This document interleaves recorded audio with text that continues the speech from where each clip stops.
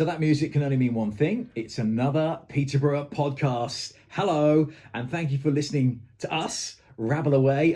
By us, I'm Kev Lawrence, and I've been a breakfast show radio presenter in the Peterborough area for well over 30 years.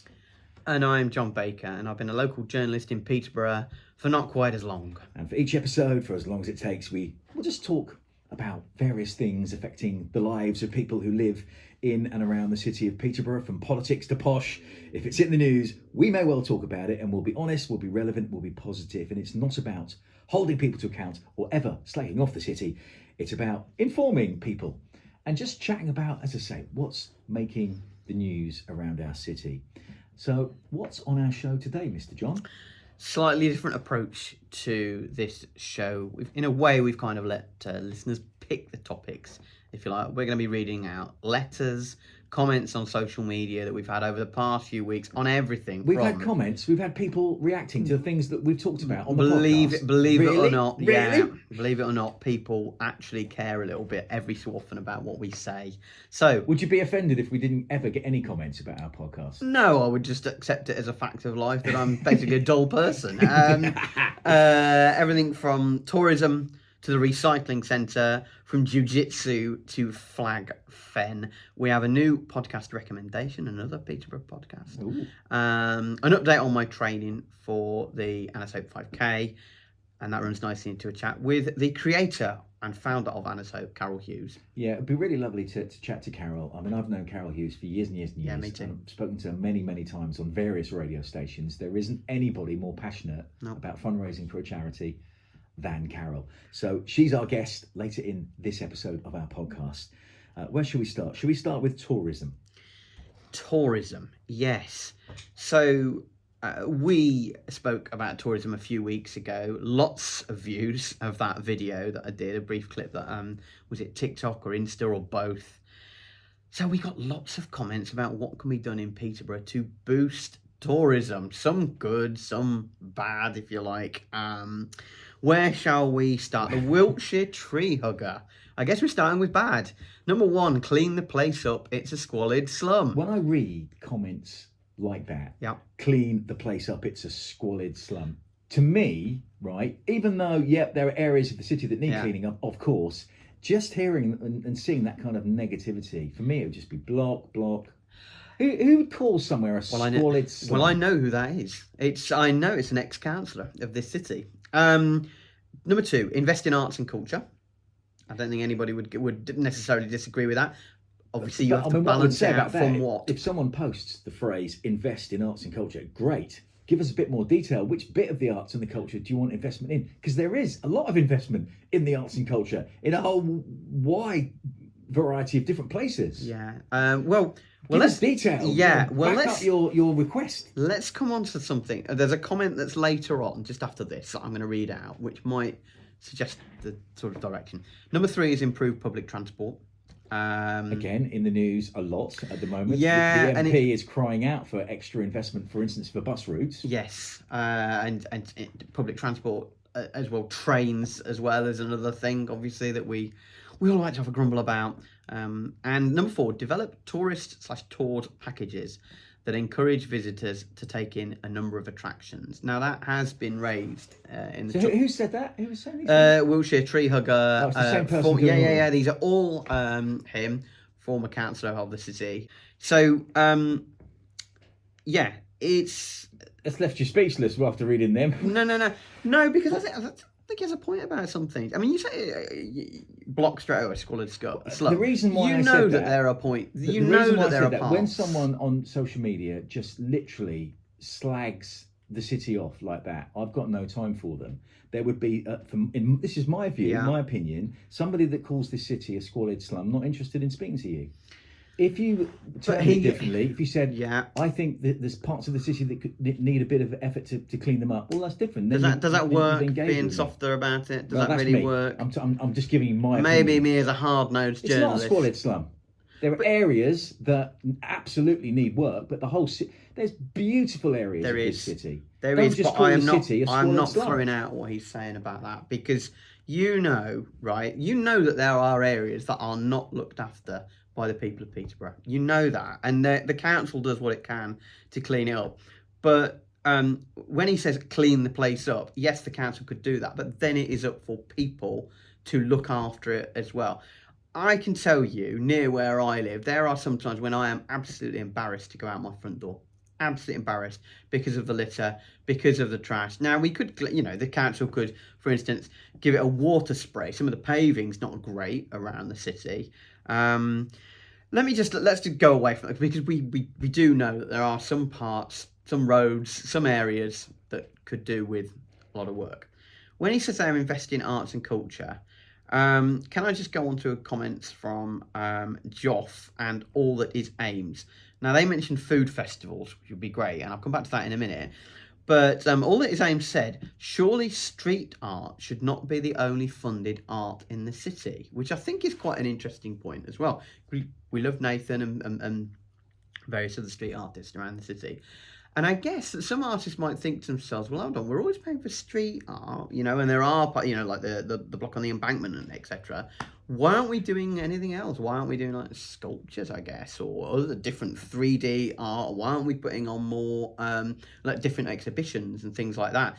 And I guess that's what the Wiltshire Tree Hugger means by investing in arts and culture. Maybe it's the other parts of art that aren't so publicised, prominent, that maybe we should be looking at as well. Fair point. Yeah, that's all I'll do on that one is nod. Yeah, because that's a fair point. And that's what I think that maybe they were getting at. We Are Paper Rhino said, investment in arts and culture is such a great way to boost local pride and increase quality of life. Even quite small interventions work really well. And again, I think we'd all agree with that. Making Peterborough like a vibrant area. And I know that there's been sort of talk about different types of exhibitions. I know the guys at Digital People in Peterborough are talking to the cathedral about doing something there. I don't think that's any secret that that's one of their intentions. That would be amazing. Bring the cathedral together. Have a quick look at the cathedral website. Yeah. As a place of worship, it's one thing, but as a place that engages with the community and cross sections of the community, it's brilliant. I mean, the events they put on, the engagement they have with the community is absolutely incredibly good. It is good, and it's only growing. They've got the exhibition coming up in, I think it's February, made in Peterborough. So all art that has been made in Peterborough over the last few years. It was something they started during COVID times. It's made in lockdown. Yeah, made in lockdown, and now it's moving on to make. So I absolutely take the point on more diverse art. Yes. It isn't just about street art. Yes. It shouldn't be just about street art. I think but there are lots of other arts that you can embrace and promote and fund, if you like.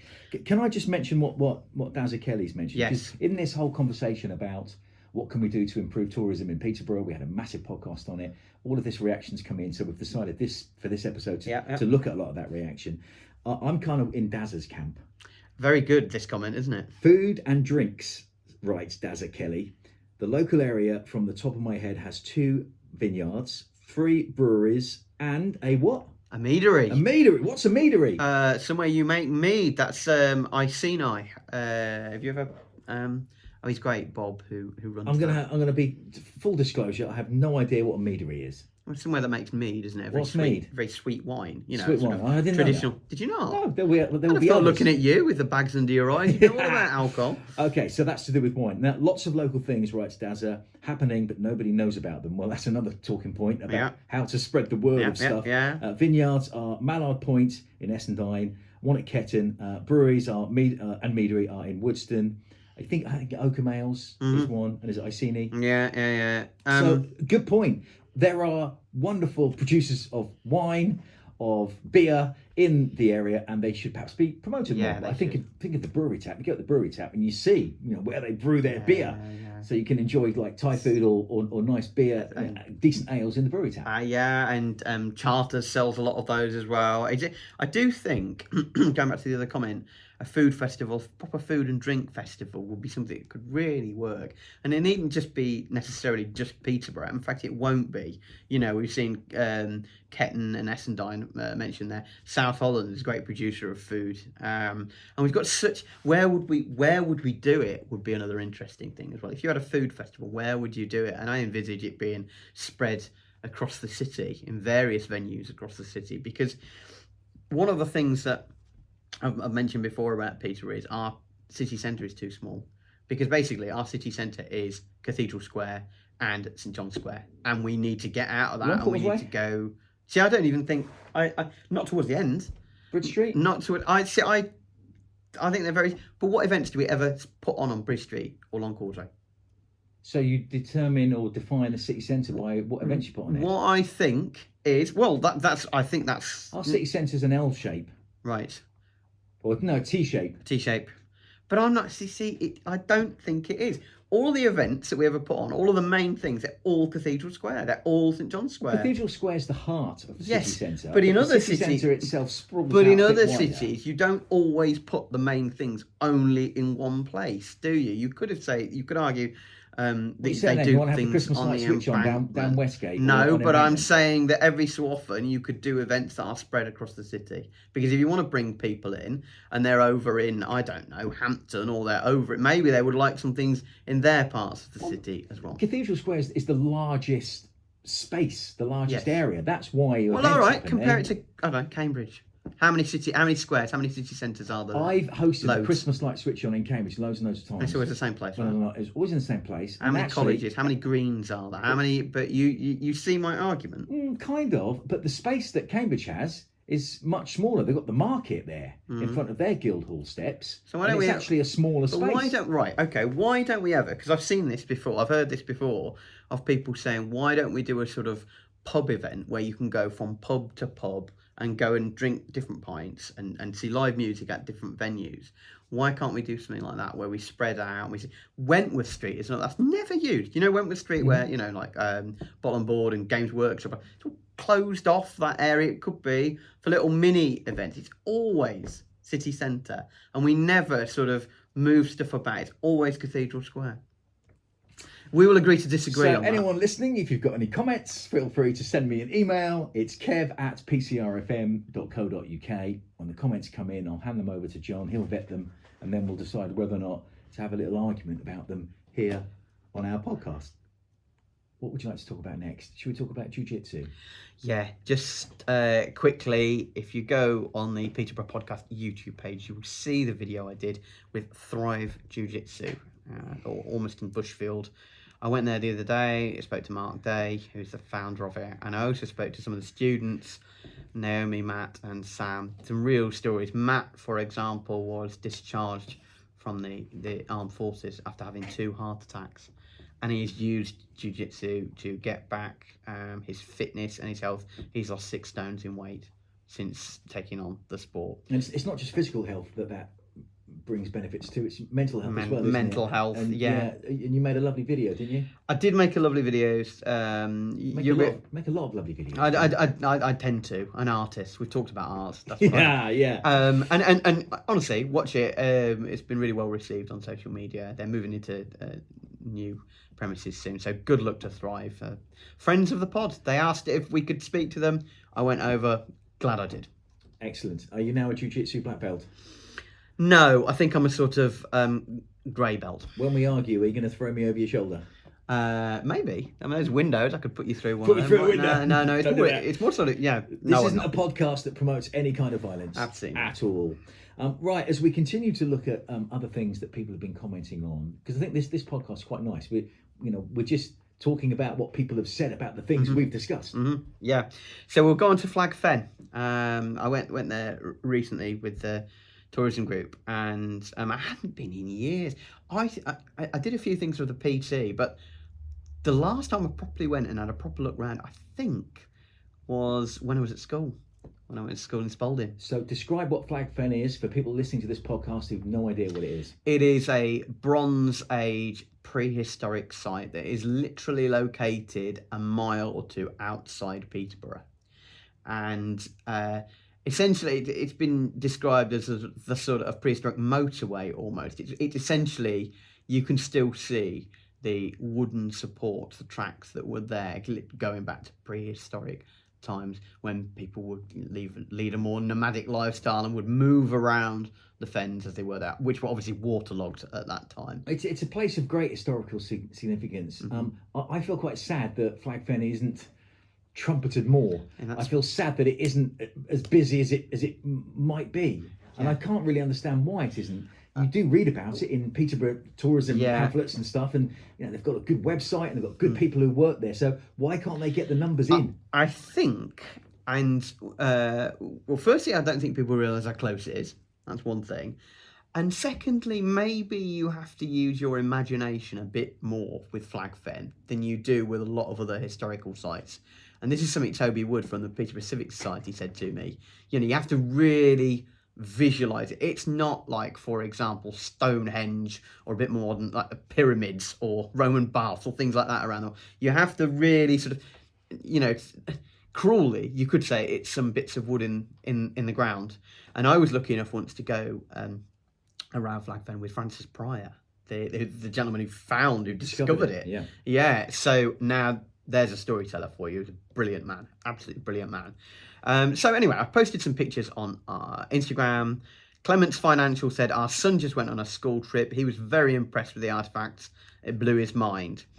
And Coralie Mattis, another comment, she said, when I visited after 7 years of living in Peterborough, this blew my mind, the same description. I felt a real connection with that ancient time when normally hearing Bronze Age is just words. It inspired me to write a little story about an imagined young girl's rite of passage walk from Flag Fen to Must Farm. And it's it was interesting. It's a great comment. Yeah, I love that. It's brilliant. And we were there, and as I say, we went as a sort of tourism group, and there were people there who'd never been to Flag Fen before, like Penny, a friend from the Cresset. So even though she's lived in Peterborough for years and years and years, never got around to visiting. Never been. And like I say, I hadn't been. I went to school time, 150 years ago or whatever, but it was. This was the first time, and it's really, really good. And it was a beautiful sunny day. Obviously, there are reenactments of what it must have looked like several thousand years ago. I think that's one of the things we spoke earlier on in the first part about possible tours around the area. Maybe that should be part of a day trip. So you could go there and you could go to Longthorpe Tower or Must Farm or wherever around the region, around the county, to look at historical sites. It would be a great idea. If there were organised tours for people to go and visit, these amazing places that we know we have in the city, that's a great shout. So it makes it easier for tourists who do come to Peterborough, particularly in the summer months. You think of places like Neam Park Trust. All of the visitors they get, staying in the caravans, staying in the bell tents. Get them booked up on all these. We've got the museum, we've got Norman Cross. You could keep going with places that of historical interest that you could do. What a day that would be. If you packed all that into a day, that's worth a few pounds of anyone's money, isn't it? 100%. So from Flag Fen to... Yeah, the recycling centre. No, that wouldn't be on the tourist list, would it? Doubtful. Yeah, doubtful. I guess there are some relics in there somewhere in the mess. Well, it's full of relics, but why is the recycling centre getting people talking? Because I went there not so long ago, and I have to say, weirdly, I actually really like going there and clearing stuff out. Maybe just a part of my personality. So I just posted a picture of it, and just to thank the staff, really, I guess. 1,200 accounts reached on Instagram, people commenting on it. So obviously a lot of people like it as well. If you've never been there, it's ridiculously well organised, or you compartmentalise everything. So if you want to put your batteries, you chuck them in here. If you want to chuck your used car oil, you can pour it into here. Obviously wood, cardboard, asbestos, everything goes in there. If you've got something to recycle, you've got to put it in the right skip, and if you don't, you know about it. Yeah, you do. You get barked at. But I once made a mistake when I was there. Was going to put the wrong thing in the wrong skip. Boy, they jumped on me. They do. No, don't put that in there. They care, and I like that. I like the stuff very much there. I once had a couple of months ago, a big bundle of leaves and branches to get rid of. And I opened the boot of my car and I thought, how the hell am I going to... It was literally almost as tall as me, which isn't a lot, I know. But, it's more saplings than branches, if you like. But they were on me like locusts, these guys. Oh, yeah, we'll help you, mate, we'll help you. And it was gone and in. But the one comment I would like to read out was from Eva Woods, who has also been a guest on this podcast, the Peterborough Youth MP. She said, I tried walking there once and couldn't find a way in as a pedestrian. I then heard over the radio, there's a little person wandering around the site. Can someone sort that out, please? I was quickly approached and directed by a very helpful member of staff. Can we read out the other comment? By the way, that's a lovely comment for me. It is. But Uinska's comment. Yeah, it's funny, isn't it? Let me read this out. Yeah, go on then. So, commenting on John's post about his visit to the recycling centre. Yep. The tip. We call it the tip. The tip. Right. Uinska wrote, "It's the most soul-cleansing place to visit. It's up there with a spa experience and attending a church mass." Fabulous. She's clearly a fan Yeah, of going to the skip. I think so. I don't know how tongue-in-cheek that is. But you do feel good, though. You do feel good when you... And especially if there's that other area at the end of it where you can leave items, you know, for charity and stuff. So when you're doing the clear out, you can leave, you know, stuff that's obviously still usable. Because I went yesterday to the recycling centre and there's an old alarm clock, which was still in perfectly good working order. You look around, there's everything from lawnmowers to electric guitars to pictures to LPs. I love the recycling centre, and I just thought a little word of praise for one of Peterborough's most well-known and well-respected facilities. Okay, done. Before we meet our guest, who's coming up in a few minutes' time, it's Carol Hughes, the founder of Anna's Hope, the charity, and of course, on Sunday, the 15th of October, it's the Great Eastern Run, the AEPG Great Eastern Run, and the Anna's Hope 5K Fun Run. But we just have a moment for you, John, because I know you wanted to mention it. To mention another local creator and a local podcaster that you've discovered. Yeah, wow, he emailed us, and I'll read out some of his email. As another local... Before you read his email, I think we should establish who he is. Oh no, that's very early on in the email. Oh, does that? Yeah, that comes... as another local creator and podcaster, right. He's got the best I name wanted to introduce myself. I am Jackson Van Uden. Hold on. I am Jackson Van Uden. I'm Spartacus. Anybody who's got a name of Jackson Van Uden, is my friend. So he does a website. He's a historian, political scientist, podcaster from Peterborough, currently living in Longthorpe. He said he enjoys FYI Peterborough, which is my other site, and listening to the Peterborough podcast. I particularly like the recent video on YouTube about Peterborough City Council's budget balancing. So I went to check out his website, historyWithJackson.co.uk/podcast. And I thought to myself, well, I'll have a little listen and see if it's any good. And I thought it was really good, genuinely. I listened to Coffee with Hitler with Charles Spicer, which was all about sort of in the mid-30s when various groups and factions from sort of the liberal parts of Britain went over to try and civilise Hitler, as it were. And obviously it didn't quite work out. It was a fascinating podcast.